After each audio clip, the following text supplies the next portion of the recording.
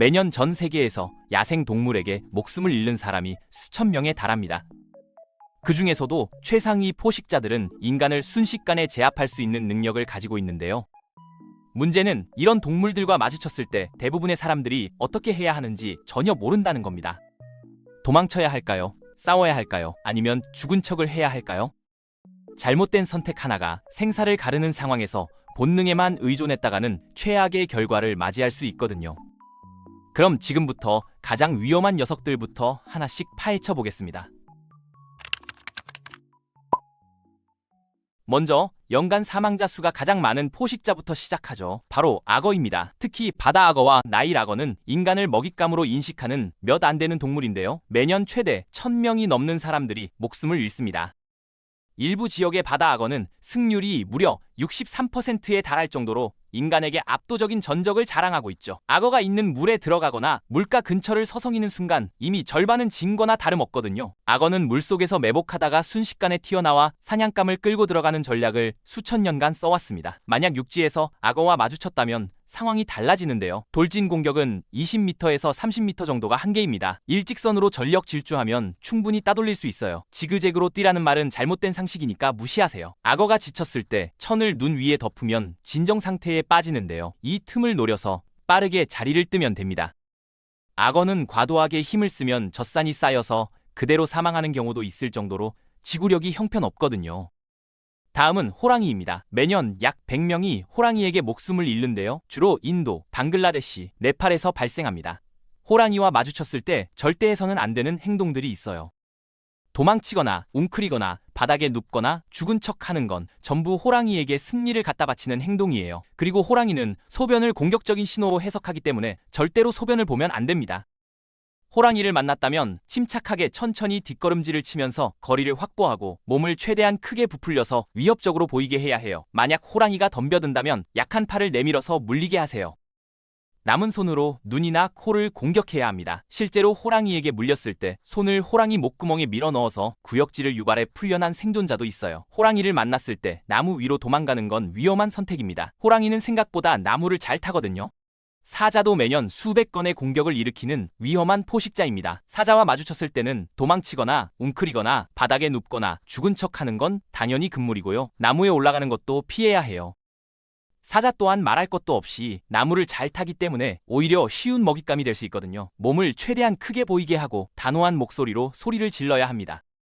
사자가 돌진하더라도 보통은 몇 걸음 앞에서 멈추고 반응을 살피는데 이때 절대 물러서면 안 돼요. 실제로 공격해온다면 목을 노리기 때문에 손을 올려서 방어하고 눈과 코를 주먹과 팔꿈치로 공격해야 합니다.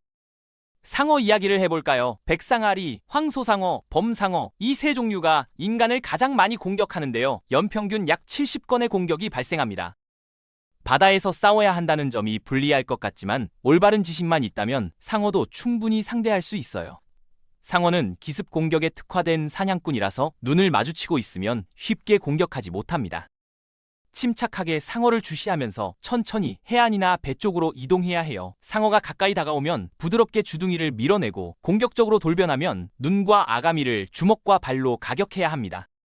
상어를 뒤집으면 긴장성 부동 상태에 빠져서 마비가 되거든요. 대부분의 상어 공격은 인간의 맛이 별로라는 걸 깨닫고 한 입 물고 떠나버리는 식으로 끝납니다. 곰은 종류에 따라 대처법이 완전히 달라지는데요. 이걸 제대로 모르면 죽을 수도 있으니까 집중하세요. 매년 40명 이상이 곰에게 공격당하는데 회색곰과 북극곰의 대응 방식은 정반대입니다. 회색곰은 보통 위협을 느끼거나 새끼를 보호하려 할 때 공격하는데요. 이런 상황에서는 태아처럼 웅크리고 죽은 척하는 게 최선이에요. 곰이 공격을 해와도 그 자세를 절대 풀면 안 됩니다. 버티다 보면 위협이 사라졌다고 판단하고 떠나거든요. 반면에 북극곰은 완전히 다릅니다. 북극곰은 인간을 보면 먹을 수 있겠다 싶으면 바로 사냥에 들어가요. 북극곰 앞에서 죽은 척하면 진짜로 죽습니다. 새 입이면 끝이에요. 북극곰을 만나면 최대한 위협적으로 보이게 행동하고 공격당하면 있는 힘껏 싸워야 합니다. 눈과 코를 집중적으로 공격하세요.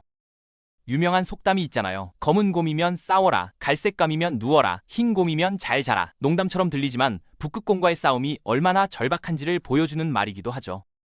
늑대는 2002년 이후로 전 세계에서 약 500건의 공격이 보고되었습니다. 늑대와 마주쳤을 때 절대 하면 안 되는 게 도망치는 건데요. 인간은 늑대보다 빠르지도 않고 민첩하지도 않거든요.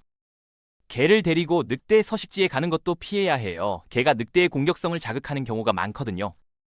늑대를 만나면 눈을 마주치고 절대 시선을 피하지 마세요. 몸을 크게 보이게 하고 위협적인 자세를 취하면 늑대도 쉽게 덤비지 못합니다. 만약 늑대가 돌진해 온다면 보통 팔에 물리게 되는데요. 물린 팔을 미끼 삼아 남은 팔로 눈과 머리에 팔꿈치 공격을 퍼부으세요. 제규어는 아메리카 대륙에서 가장 강력한 고양이과 포식자인데요. 두개골을 한 번에 으깨버리는 턱 힘을 가지고 있습니다. 제규어와 마주쳤을 때 가장 중요한 건 눈을 마주치지 않는 거예요. 고양이과 동물들은 눈 맞춤을 도전으로 해석하거든요. 천천히 뒷걸음질 치면서 등을 보이지 않는 게 핵심입니다. 만약 제규어가 공격 의사를 보인다면 그때부터는 전략이 바뀌어요. 몸을 최대한 크게 부풀리고 셔츠나 배낭을 들어 올려서 위협적으로 보이게 해야 합니다. 제규어가 덤벼들면 머리를 보호하는 게 최우선인데요. 제규어는 두개골을 노리기 때문이에요. 퓨마는 1868년 이후로 북미에서 약 30건의 치명적 공격이 기록되어 있습니다. 퓨마는 매복 사냥꾼이지만 정면 대결을 거는 경우도 종종 있어요. 가장 흔한 실수가 자신이 위험에 처했다고 생각하는 건데 사실 퓨마의 타깃은 옆에 있는 개인 경우가 많거든요. 퓨마와 눈을 마주치고 절대 시선을 피하거나 도망치거나 웅크리면 안 돼요. 소리를 지르고 셔츠를 머리 위로 들어올려 크게 보이게 하고 팔을 휘저으면서 속도를 과시하세요. 그래도 계속 쫓아온다면 뒷걸음질로 이동하면서 돌을 집어 던지면 됩니다. 코모도 왕도마뱀은 1974년 이후로 24건의 공격이 발생했고 그중 5건이 치명적이었습니다. 코모도 왕도마뱀의 가장 무서운 점은 독인데요. 한번 물리면 사실상 끝이라고 봐야 해요. 다행히 이 녀석은 지구력이 형편없어서 시속 13km 정도밖에 못 달리거든요. 평균적인 인간이 시속 14km 정도 달릴 수 있으니까 도망치면 충분히 따돌릴 수 있습니다. 싸우고 싶다면 지그재그로 불규칙하게 움직이면서 체력을 빼는 게 핵심이에요. 코모도 왕도마뱀은 방향 전환 능력이 별로라서 이리저리 뛰어다니면 금방 지쳐서 포기합니다. 킹코브라는 연간 약 5명의 목숨을 앗아가는데요. 그냥 걸어서 피할 수 있는 선택지가 있습니다. 킹코브라와의 싸움은 보통 뱀을 우연히 구석으로 몰았을 때 시작되거든요. 이 상황에서는 침착하게 최대한 움직이지 않으면서 천천히 뒤로 물러나야 해요. 급한 움직임은 공격을 유발할 수 있고 킹코브라에게 물리면 한 방에 끝이에요. 비단뱀 중에서도 그물무늬 비단뱀은 최대 170kg, 길이 7m 이상까지 자라는 거대한 녀석인데요. 사실 수컷은 그 절반 정도밖에 안 됩니다. 비단뱀과의 싸움에서 가장 중요한 건 절대 바닥에 눕지 않는 건데요. 서 있으면 뱀이 레버리지를 확보하기 어려워서 제대로 조이지 못하거든요. 비단뱀이 감기 시작하면 한 손으로 머리를 잡아서 물지 못하게 하고 다른 손으로 꼬리를 잡아서 몸에서 풀어내야 합니다. 풀려나면 뱀을 밀어내고 뱀이 물러가면 승리입니다. 범고래는 야생에서 인간을 공격한 기록이 거의 없는데요. 오히려 인간을 무서워하는 것 같습니다. 바다에서 범고래를 만나면 자연스럽게 패닉에 빠지게 되는데 그게 오히려 범고래를 겁먹게 만들거든요. 다만 수족관 같은 제한된 공간에서의 범고래는 완전히 다른 존재라서 그런 상황에서는 이길 확률이 거의 없어요.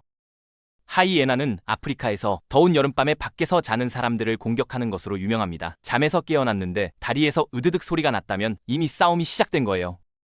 일단 침착함을 유지하고 절대로 등을 보이면 안 됩니다. 먹잇감처럼 보이지 않는 게 핵심이거든요. 하이에나가 한 발짝 다가오면 나도 한 발짝 다가가고 하이에나가 웃으면 나도 웃는 거예요.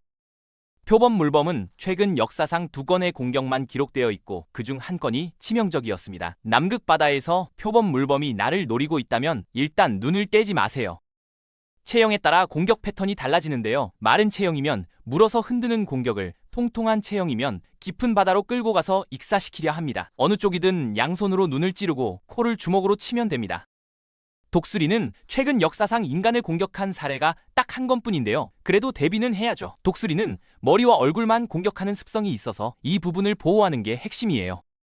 셔츠나 배낭으로 머리를 가리되 눈은 가리지 마세요. 독수리가 급강하할 때 몸통을 한 손으로 잡고 머리와 부리를 다른 손으로 제압하면 됩니다.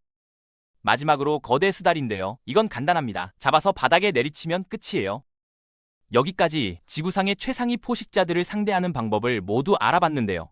이런 상황이 안 생기는 게 가장 좋겠지만 만약 마주치게 된다면 오늘 배운 내용이 분명히 도움이 될 겁니다. 핵심은 침착함을 유지하고 각 동물의 특성에 맞는 대응을 하는 거예요. 도망쳐야 할 때는 도망치고 싸워야 할 때는 싸우고 죽은 척 해야 할 때는 죽은 척 하는 거죠.